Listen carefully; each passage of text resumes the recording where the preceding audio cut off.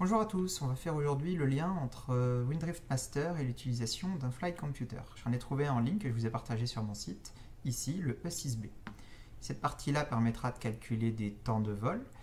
On va s'intéresser surtout tout de suite à la partie qui est derrière et qui donc va permettre de trouver la dérive, l'effet du vent.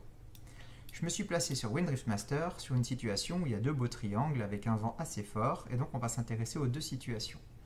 La première qui va nous intéresser, c'est la situation de droite, c'est-à-dire que l'avion vole à un cap donné et on veut trouver l'effet du vent. Donc remarquez qu'au niveau des flèches, on va avoir la flèche du cap de l'avion avec sa vitesse et qu'on va subir le vent. Donc on va faire une flèche du vent dans la direction du vent. C'est-à-dire que si on règle sa provenance ici en haut, il faudra mettre une flèche vers le bas par rapport au centre ici qui représentera le vecteur vent. Donc c'est parti, on va définir le vent. Il est du 0,94. On essaie d'être précis, 90, 94. Et sa vitesse, donc il faut bien le mettre du bon côté. On va subir le vent. On va mettre une flèche dans la direction du vent, donc vers le bas. Et donc sa vitesse, c'est de 40 nœuds. Donc à partir de 170, on va mettre un petit point sur 130, ce qui nous fait 40 nœuds. Maintenant, on peut déjà placer un point bleu, mais je vous expliquerai après pourquoi. Ça sera un vecteur dans l'autre sens. On va le mettre sur le 210, mais on garde bien en tête que pour l'instant, on travaille sur le point rouge. Donc maintenant, on va pouvoir définir le cap de l'avion. Le cap est au 56. Donc on va tourner et on va mettre là-haut le cap 56. Voilà. Voilà. Et donc, on n'oublie pas qu'on travaille avec le point rouge et on vient finalement de représenter... Alors, il faut encore faire la vitesse du vent, 123. Donc on va descendre ici sur 123 nœuds. Nous voilà. Et donc, on vient de dessiner finalement ce triangle. Le trait qui part du centre qu'on ne voit pas ici en bas et qui monte jusqu'à 123 nœuds, c'est le trait noir. Le trait rouge, c'est le vent ici. Et donc on lit directement à l'arrivée sur le point rouge la dérive qui est de à peu près 14,9 degrés, 15 degrés. On va vérifier ça sur le logiciel sur la partie ici, 15,1 degrés. Une dérive qui est bien négative puisque on dérive vers la gauche. Et puis on a une vitesse sol que l'on va lire ici entre 90 et 100. On est à 95 nœuds et c'est effectivement 94,7. Voilà pour la partie lecture de l'influence du vent quand on connaît le cap. Maintenant on passe sur la partie je veux trouver la route pour aller à la cible. Donc là on utilisera le vent en sens inverse puisqu'on va tracer la route pour aller à la cible et qu'on va remonter la flèche du vent. C'est donc le point bleu qui va nous intéresser. Donc on va afficher la route 322 là-haut. 330, 320, on va zoomer un tout petit peu. 322. Hop, voilà, on est pas mal. Tac. Et maintenant, on va utiliser le point bleu. Remarquez qu'on vient de finalement dessiner, nous, au centre. L'objectif, ça va être d'aller à la cible, avec la route de la cible. Et donc, notre avion, lui, sa vitesse, le triangle, pardon, la ligne noire correspond à sa vitesse propre. Donc il va falloir placer le point bleu sur la vitesse propre de l'avion. La vitesse, on la relie, elle vaut 123, pardon. Donc on va déplacer pour atteindre les 123.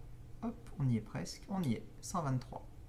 Vous remarquerez qu'on vient donc de définir le triangle où le point bleu est l'intersection ici entre le trait noir et le trait rouge. Et donc on va pouvoir lire que il va falloir corriger la dérive d'un angle de 14 degrés, puisqu'ici on a la ligne des 15 degrés. 14 degrés, donc il va falloir voler 14 degrés vers la droite pour atteindre notre cible. Et on aura une vitesse sol, on va la lire ici, de 146 nœuds. On va vérifier nos résultats. C'est donc la solution qui est ici, une vitesse sol de 146 nœuds et une dérive de moins 14 degrés, autrement dit, il va falloir corriger de 14 degrés vers la droite pour atteindre l'objectif. Voilà, on passe ensuite à la partie utilisation du jeu. Dans cette deuxième partie, on va voir comment utiliser le jeu en mode cauchemar, histoire d'avoir une très petite cible. Donc c'est parti, je choisis le mode cauchemar.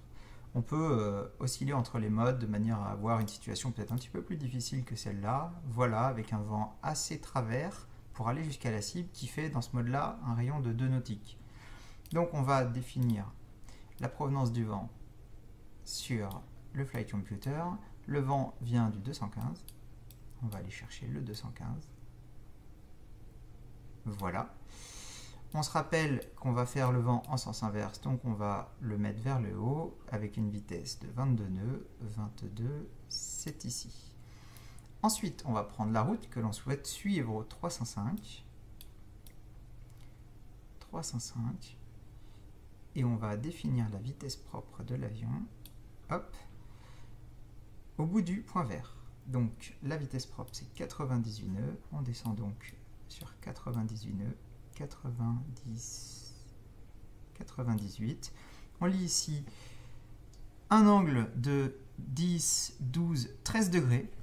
Donc il va falloir corriger la dérive qui sera positive de 13 degrés en volant 13 degrés vers la gauche. Donc on va prendre un cap au 305-13, donc 302, 292. 292. Donc voilà. On vérifie nos résultats. Donc hop, on a dit 13 degrés de dérive vers la droite. On rajoute à 292, 10, ça fait 302, 305. Donc normalement, ça sera bon. Et ensuite, en termes de vitesse sol, on voit qu'on aura une vitesse sol de 80, entre 95 et 96 nœuds. On va aller de l'autre côté de la règle et on va aller définir notre vitesse sol avec l'index 60. Donc on va mettre l'index 60 devant 96 nœuds. 96, c'est ici, voilà.